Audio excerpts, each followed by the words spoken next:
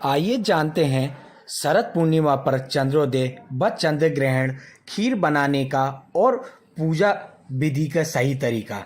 सबसे महत्वपूर्ण माने जाने वाली एवं सभी पूर्णिमा तिथियों में शरद पूर्णिमा सबसे खास मानी गई है।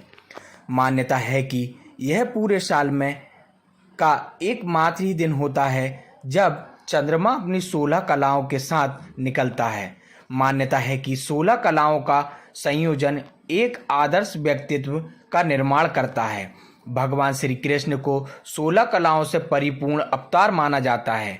ऐसे में इस दिन चंद्रदेव की पूजा करना बहुत महत्वपूर्ण माना जाता है। कई जगहों पर शरद पूर्णिमा को कोजागरी पूर्णिमा के नाम से भी जाना जाता है। हम आपको बताने वाले हैं कि साल का आखिरी चंद्र ग्रहण शरद पूर्णिमा पर लगेगा। चंद्र ग्रहण को लेकर असमंजस में ना रहें और जानें खबर में विस्तार से। शरद पूर्णिमा की रात्रि में जो भी महालक्ष्मी का पूजन करता है, वैसे भी सामान्यतः हम देखेंगे तो महालक्ष्मी का पूजन जैसे दीपावली हुई, धनतेरस हुआ, है ना? तो हम रात्रि में करते हैं क्योंकि गृह प्रवेश सूर्य की उपस्थिति में किया जाता है और वधु प्रवेश रात्रि में किया जाता है और वधु को ही हम गृह लक्ष्मी का रूप माने देते हैं। इसलिए लक्ष्मी का जो प्रवेश होता है वो रात्रि में होता है, इसलिए पूजन भी रात्रि में ही की जाती है। और शरद पूर्णिमा रात्रि में लगभग 1:30 बजे तक है और इसका जो मुहूर्त है पूजन का वो रात्रि 9 से 12 बजे तक का है। 9 से 12 के मध्य में आपको पूजन करना है। इसमें भगवान श्री लक्ष्मी नारायण का पूजन, महालक्ष्मी का पूजन करें, श्री कृष्ण का पूजन अवश्य करें क्योंकि इस दिन भगवान श्री कृष्ण से संबंधित महारास भी है। जो भी इस दिन भगवान का महालक्ष्मी सहित भगवान विष्णु का पूजन करता है उसे महारास का फल तो मिलता ही है, साथ में ही महालक्ष्मी की अटूट कृपा मिलती है। शास्त्र में ऐसा वर्णन आता है कि इस दिन महालक्ष्मी के पूजन के साथ में इंद्र का भी पूजन करना चाहिए जो ऐरावत में विराजमान होता है।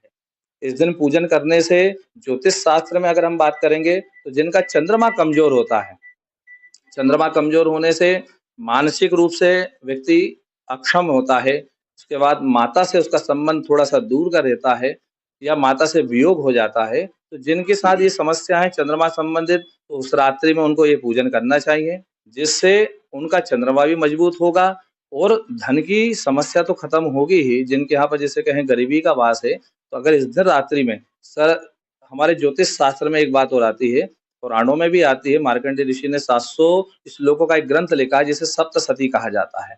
उसमें एक वर्णन आता है कि शरद काले महापूजा क्रियते याचा वार्षिकी, जो शरद काल में ये महापूजा करता है जो हमारी एकम से लेकर पूर्णिमा तक की रहती है। एकम से हमारी नवरात्रि लग जाएगी, पूर्णिमा पे शरद पूर्णिमा आ गई। जो पूर्णिमा के समय तक पूजन करता है सर्वा बाधा विनिर्मुक्तो धन धान्य सुतान्विता, सभी बाधाओं से मुक्त होकर धन धान से परिपूर्ण हो जाता है। ये स्वयं माता कह रही हैं, मनुष्यो मत प्रसादेन भविष्यति न संशयः, मतलब हे मनुष्य ये मेरा प्रसाद है, इस पे जरा भी तनिक भी संशय नहीं करना। तो ये माता ने कहा है, तो जो इस रात्रि पूजन करता है उसे माँ लक्ष्मी की अटूट कृपा मिलती है।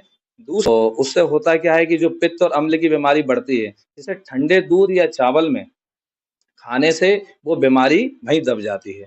इसलिए इस रात्रि में हम रात्रि में खीर चावल की बनाकर छत पे रखते हैं जिससे वो तो ठंडी होती है। दूसरा जो हमारी धार्मिक भावना है कि इस दिन अमृत बरसता है तो उसी खीर में वो अमृत बटता है, अमृत आता है और उसे हम अगले दिन प्रसाद रूप में स्वयं पाते हैं और सभी को बांटते हैं।